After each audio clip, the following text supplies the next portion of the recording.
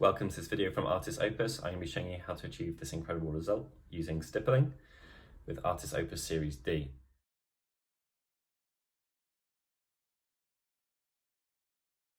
Welcome to this video. Today we're going to be achieving this incredible result using dry brushing and stippling only, no airbrush, just 5 colours. We go start to finish from a cool base coat, finishing right in a bright yellow final finish, catching all those edges in a fantastic fashion.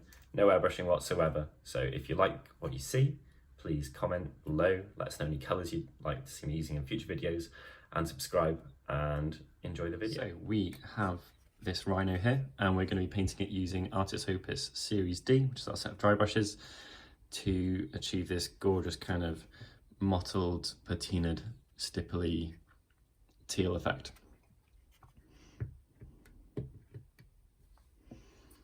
First paint, and this is going to be our base coat pretty much, or almost our undercoat, is Huldra Blue from Scale 75. It's from their Fantasy and Games series. So I'm going to put a line of it out on my palette because that's how I prefer to work. And we're going to be using the extra large to get this stage down really quick. This is our dampening pad. We're going to take a little drop of water, work it in here with my finger.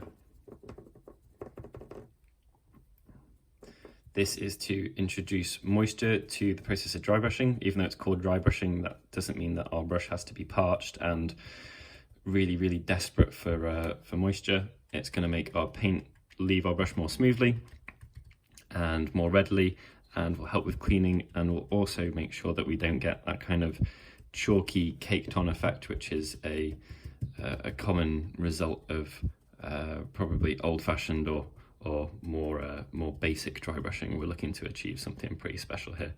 The stipple base coat is a fantastic way to get an even amount of paint all over your model. Why that is because whether it's in a recess or something that's protruding, you get the same amount of paint at every single bit of the miniature.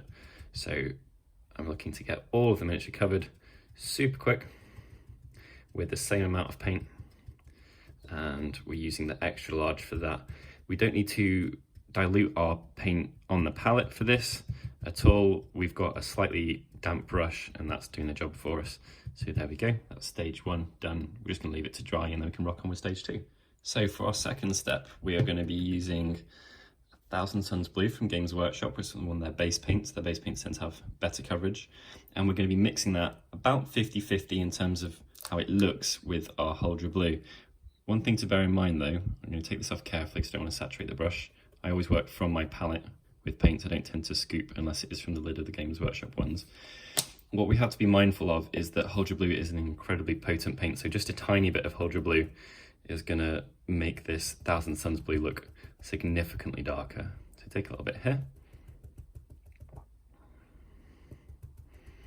Work it in carefully and working into my bristles from all directions. I'm still using our extra large. And then we're going to start from the middle of our panels with this stippling stage. So we start where we don't mind there being the highest concentration of paint. What we're looking to achieve here is the middles of the panels being lighter and them getting darker towards the edge, and then them having a nice edge highlight on those edges. So as far as this step goes, we start in the middle sections. And then when we're confident that our brushes are there's not as much paint exiting from our brushes, we'll move on to the other more delicate sections. As we have less paint on the brush though, what will happen naturally is we'll hit the raised areas more than the recesses. And we can use that to fade around the edge of the sections we've done so far to make them a little bit more subtle. Going to build up this middle section a little bit more. So we've got a hair there on our brush, just pull it out. Build up this middle section a little bit more, and that kind of tidal mark we got there is because the edges had dried but the middle hadn't before I touched it again, so make sure to give it adequate drying time. Scale 75 paints take a little bit longer to dry than others. So our next step is to use pretty much pure 1000 Suns Blue from Games Workshop. We still have some of the super deep Huldra Blue from Scale 75 Fantasy and Games range in our brush, that is enough. We're using it in the same area of the palette, so there'll be a little bit coming from there. But what we want to do is put this down fairly carefully. So I'm going to remove it, and then, as with every step, I'm starting in the middle of the sections where we want there to be the most paint. Going quite gently, but there's quite a lot of paint leaving the brush, and it is a large brush. I'll build up from the middle of those sections.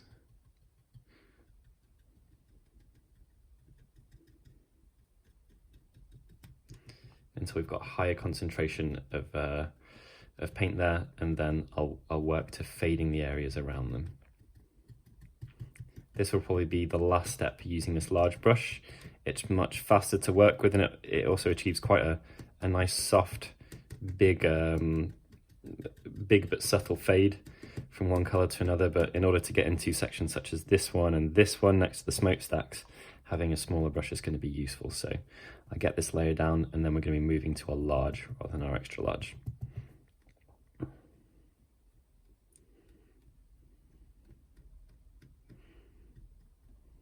want these smokestacks to be a bit brighter at the top than they are at the bottom, so make sure that that's reflected in how much paint is on them from each stage. And also what we're going to start doing from this stage is a little bit of traditional dry brushing, being backwards and forwards dry brushing, in order to catch the edges of our sections. It's important we do this from early stages, even if it is only gently. Otherwise, when we start doing it with brighter colours, it'll really stand out like a sore thumb. It's worth showing you guys, I'm going to stop using this brush now, but rather than just setting it to the side, especially when it's covered in really heavily pigmented, deep strong colours, we're going to take the opportunity just to use our dampening pad and work some of that paint off on our texture palette. This is good practice changing from one colour to another, but also just in terms of maintenance of your brushes, leaving them with as little paint as possible is a really good idea too. So this texture palette is a perfect place to do it, and you'll see me rotating the brush to make sure that I've cleaned it from all angles.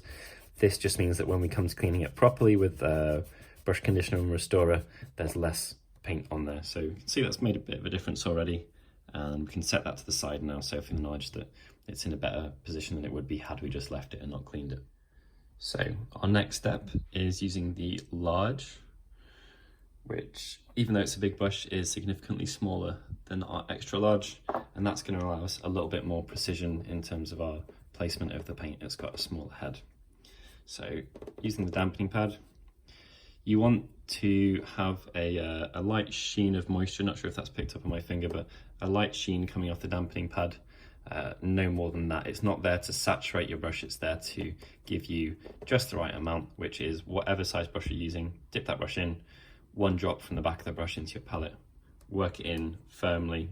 I usually use my thumb, and then your brush will have the right amount of moisture on it after you've wiped it somewhere. So dampen my brush, and then we're going to be using the Thousand Suns blue that we had been using previously with the extra large, but we're going to be using it with a little bit more precision now.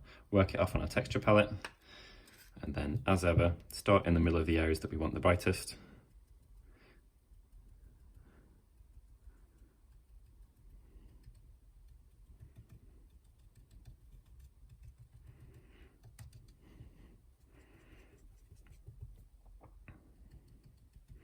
And then we're going to start fading towards the edge of them now. How I'm going to do that is by, the paint has worked its way off because we've already used it in some areas, but I'm also going to be a little bit more gentle. You'll see me get rougher as there's less and less paint on the brush, because I can proceed without a worry that it's going to screw up any of our delicate work that we've put in previously. Rather than going for more paint, I'm going to go to our dampening pad. This is going to allow me to put down slightly more dilute paint, so that's less opaque. That allows me to stipple into areas with less worry of making a big bold splodge or a mistake that isn't what we're after. Still quite a physical technique at this stage. And then once we've got the stippling in, normal backwards and forwards, flicky dry brushing. You always want to be going across edges if you want to pick them up. We're bearing in mind that our model will be lit from the top, but still we want to catch every edge, so we'll go from side to side if we need. If your brush sheds a hair or two every now and again. It's completely natural, happens especially with a physical technique like dry brushing. Just make sure that it doesn't get stuck to your model, as obviously that will show up in your next stages. So for our next stage, we're going to introduce Adriatic blue from scale 75 into the mix. Just as we did with our first step, we're going to take a bit of this colour and work it in with our previous colour, which is the Thousand Suns blue from Games Workshop.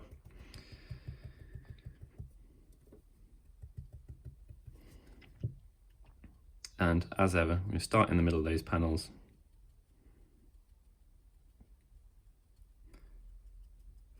As these colours get brighter, they have a higher percentage of white in them, and that's really going to stand out in comparison to the deep dark colours that we began with. So in your first applications to the model, that first time you hit it, make sure that you're putting it in a safe place and you've tested it elsewhere and you're aware of what type of pressure you should be using with it. So test it right in the middle, test it on your texture palette, and then you can take it to the area of the model that you're going to be using it on with the confidence that things aren't going to go wrong.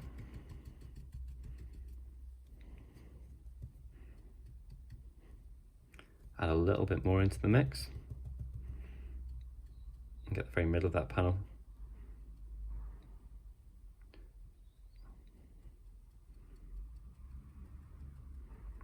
And then slowly fade it gently towards the edges.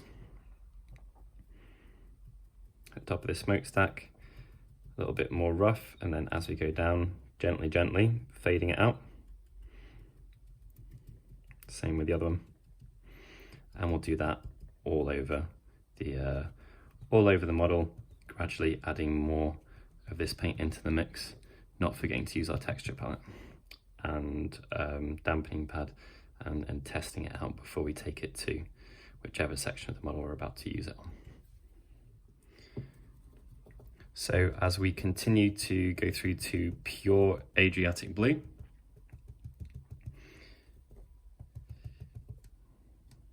again, sounding like a stuck record, we start in the middle of our panels.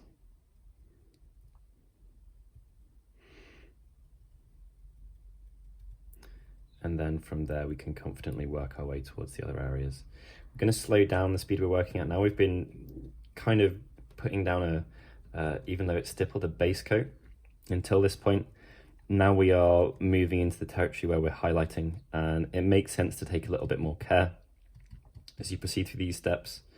Mistakes will be more obvious as you're using brighter colors, so we want to proceed with caution, making sure that whenever we go to different sections of our model, we're going there with the right amount of paint, the right pressure, the right dilution of paint, that type of thing. It's quite a forgiving technique, so if you do make what you feel is a mistake, don't worry about it too much. It's not an opaque one, and the technique's very forgiving in terms of going backwards and forwards. We're working in a linear fashion, so you can fix a mistake with the finger as well. We're working in a linear fashion as we go through our colours from dark to light, but you can always step back a step and fix a smudge or whatever, or even get it at the end. So we're coming to the end of the stages where we're just using the pure Adriatic blue from scale 75 Fantasy and Games range, gently fading towards the edge of these panel sections, making sure that we've not missed any areas. It's worth taking your time here. It's very easy to think just because you're dry brushing we should be going super quick, but we're actually going really fast considering the amount of layers and details we're putting down. Doing a little bit of traditional dry brushing to catch those lips and edges and textured sections, and also a little bit of this will touch the recesses, and it will pick up on the small amount of texture we've got there from stippling so far and soften those blends a little for us as well.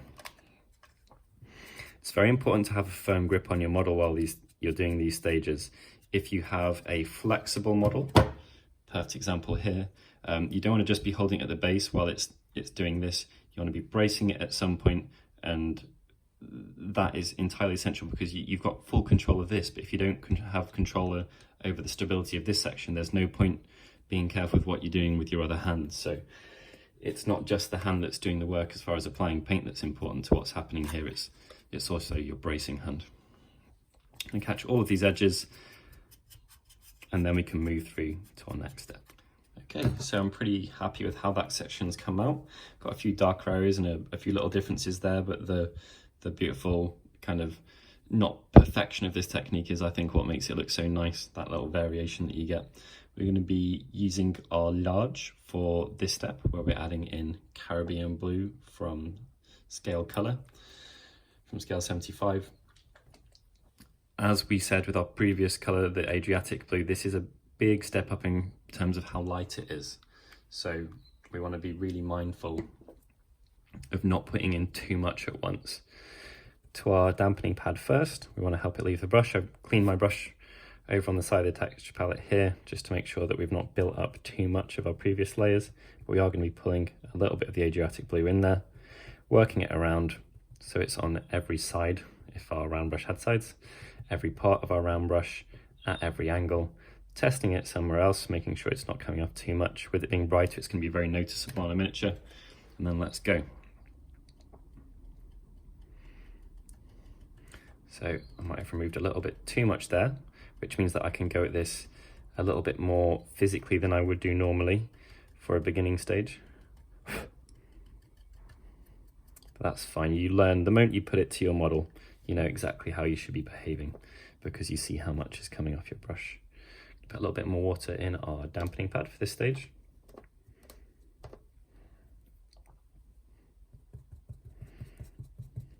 Test it elsewhere. We know exactly how it's going to behave. We can test it on top of similar colours to our previous stages even, and take it to the model, and we shouldn't be getting any nasty surprises.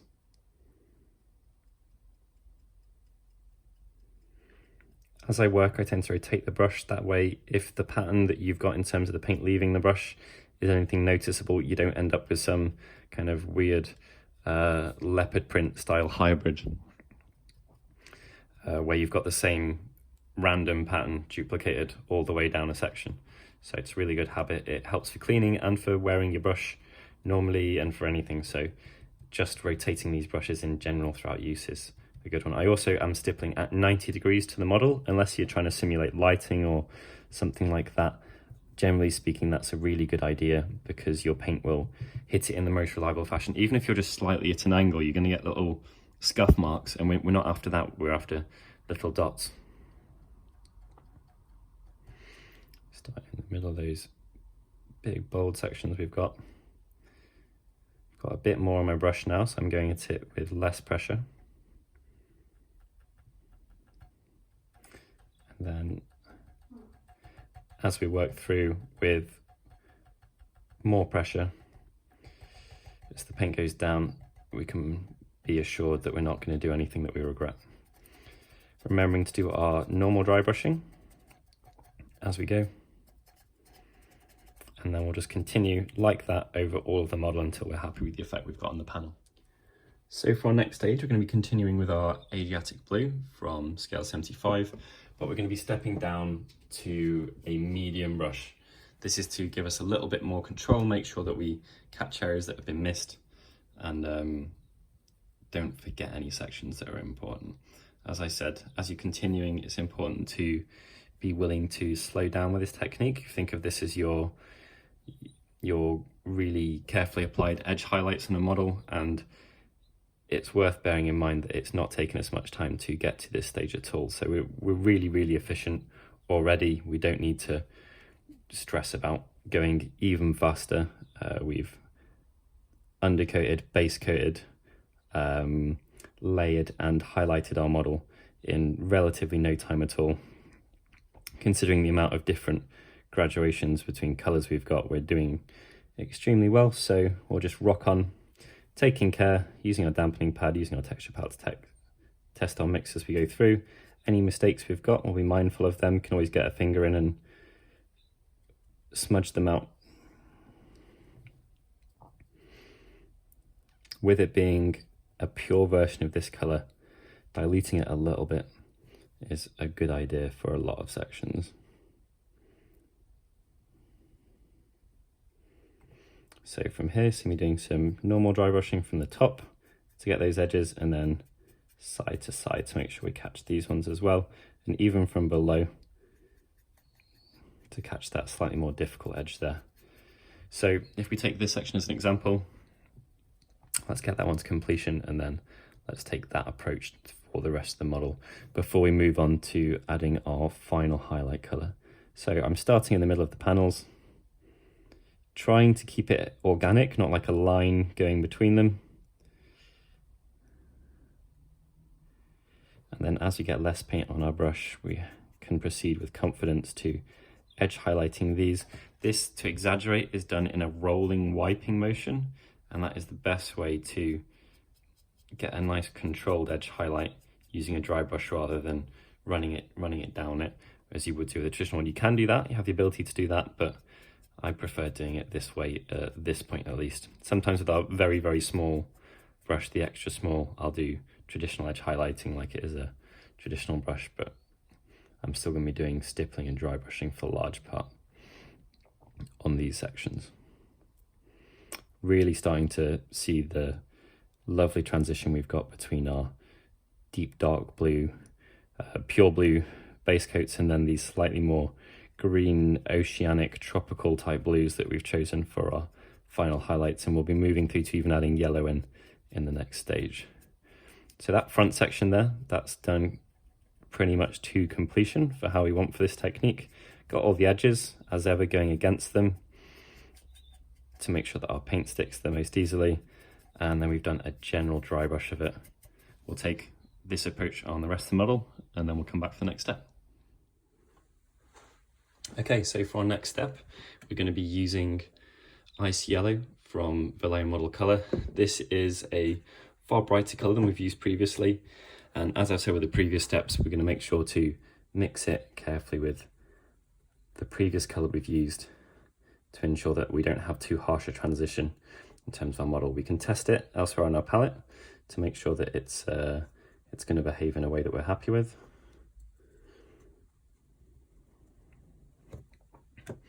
And then, as ever, start in the middle of our sections carefully before taking it elsewhere where it could have a detrimental effect if we went too much too fast.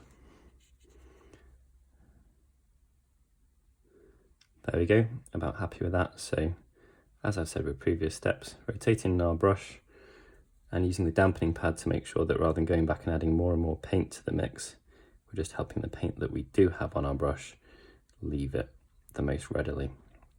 Hold in mind that as you use moisture instead of paint, the paint that you are using is going to get more dilute, so it will both look smoother but also have a less obvious coverage in terms of the final effect it has on our model.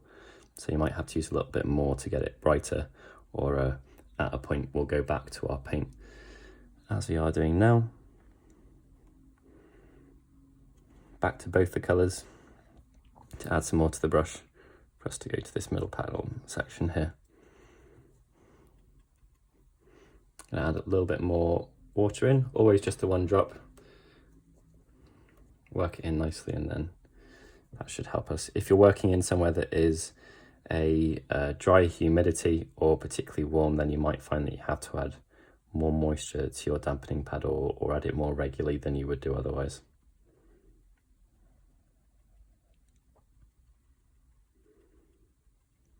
So as the previous sections, we'll be going in the middle of the panels at the beginning, then work towards fading around the sections where we've blocked in the colour, and then we'll be doing our traditional dry brushing to pick out those edges. And we'll do that across the entirety of our model, and then come back with our pure ice yellow stage, or with the stage with more ice yellow added. So we're continuing, but now we have a little bit more of that ice yellow added into our mix. As we can see from our little testing patch that we've got here on the palette, that's quite a significant step up. So I'm going to be going pretty carefully. I'm going to dilute it a little bit more than that and pull a bit more of our previous colour in, work it into the bristles, test the spread that we're going to get on another section of our palette, and go back to the model.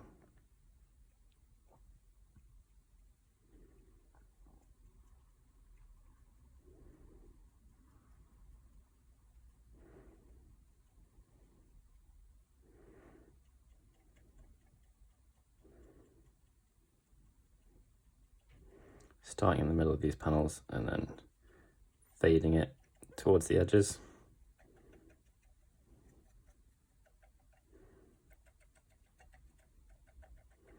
And as the paint gets more diluted on the brush, we can, or there's less of a concentration of it rather, we can go with a little bit less subtlety to the other sections, and we can also begin to hit those edges.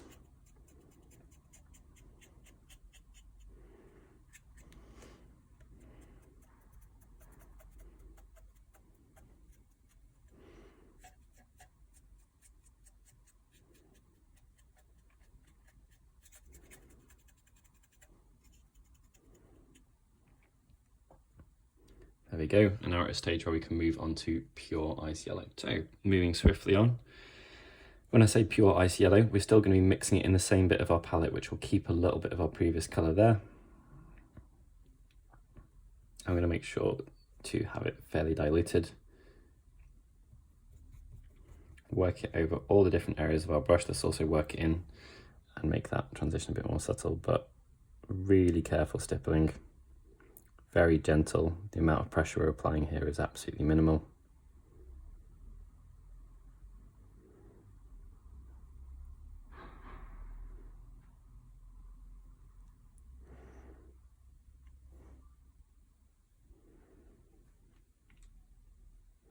Doesn't have to be super smooth. That patina, that kind of slightly mottled, ever so slightly organic effect is what we're after. But we're just being extremely careful how much of it we put in the sections that we're playing with, and that we fade it out in line with what we've done previously in our previous steps. So there's more of it where we want it, and there's only a minimum of it where it's needed, but it's needed subtly. As we get less paint on the brush, go back to the dampening pad, that'll reawaken it, and then we can do some more subtle edge work with, perhaps on the model initially it'll look like we're putting more on than we are, but a fair bit of that is water which will evaporate, and so we've got a diluted stage of this going here, which is quite useful for fading it out and keeping things looking smooth but also homogeneous. So we've got this colour in evidence all over the model, even if it's only in very, very small amounts. Back to the ice yellow. This is the purest step of it we've had so far, and as such we're going to have to be very careful. It's just going in the middles.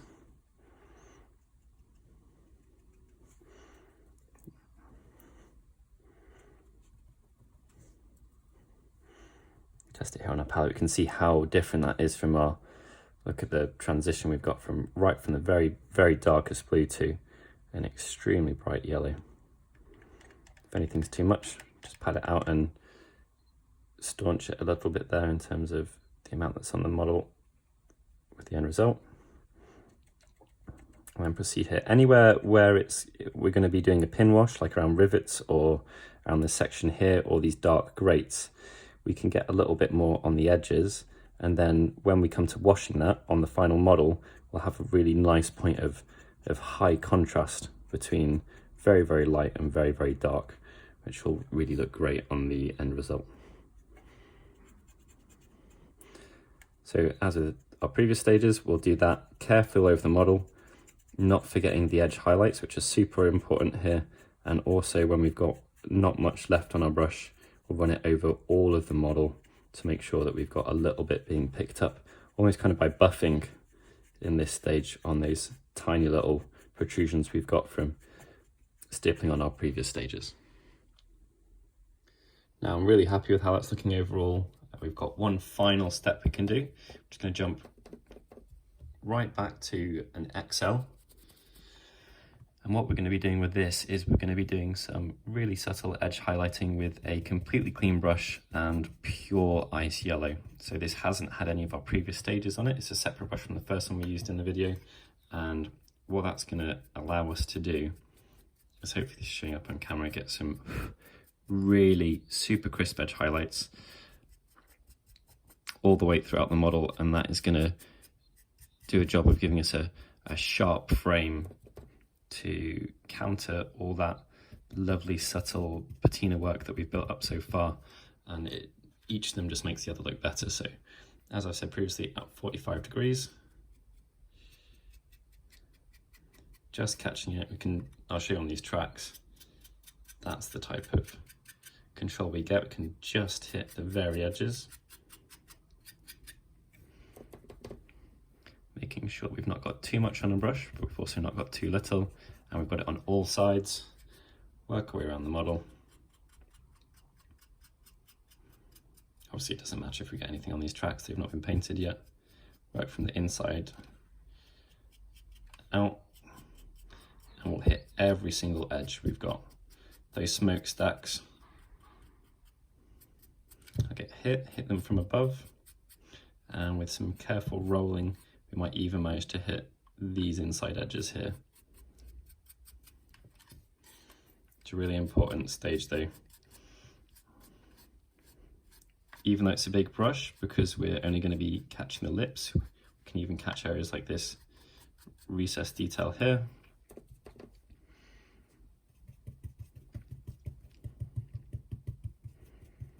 And I'll do that over the entire piece until we're happy that nowhere's been missed. What this adds is huge. We're searching for interesting contrast here. And then because this is such a large soft brush, if we decide we want to subtly poke a little bit of ice yellow on anything to make something a bit more soft, or catch lip we haven't, or to wipe it up and down to ever so slightly lighten an area, that is available to us too.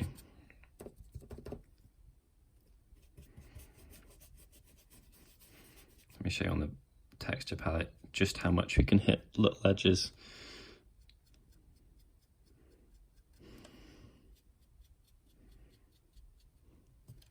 Super efficient, barely takes any time at all, and this really will make things pop out. A black wash or a darker wash in these recesses, and we're going to have an extreme amount of contrast here in a very efficient fashion. The important part is to enjoy it as well. All this process it happens so quick, and there's an obvious progression which speeds up more and more as you go through between each stage. So the joy of using Series D for things like this for me is that you get to enjoy every single part of the process, and you finish up with a model that looks like that, which is fantastic. Given the time we've put in, that is an amazing end result, and done across an army, that's something you can really, really be proud of and will look striking on the table. So hopefully you enjoyed that video. It's a very different way of using stippling and dry brushing, which I think is a technique which people don't appreciate just how useful and versatile it is. You can do pretty much anything. Here is something we could be looking at in the future. That is 100% dry brush and stippled again. Really incredible effects there, looks almost magical. So we've gone from a stippled base coat where we made the most of the fact that we're putting down an even coat all over the model to let it dry fast. You don't need an airbrush, you can do that at home at your own convenience without needing a setup or anything. Then we've worked our way through the colours from cold to warm, hitting some amazing edge highlighting there, working up and down our edges, not along them, for a really crisp end result. And the final result was fantastic. So if you like what you've seen, then please comment below, let us know any of your thoughts or any criticisms, and if there's something you'd like to see me painting, whether it's a colour or a model, I'm happy to accept any challenges. Put it down below and maybe you'll get to see it in a future video. Thank you.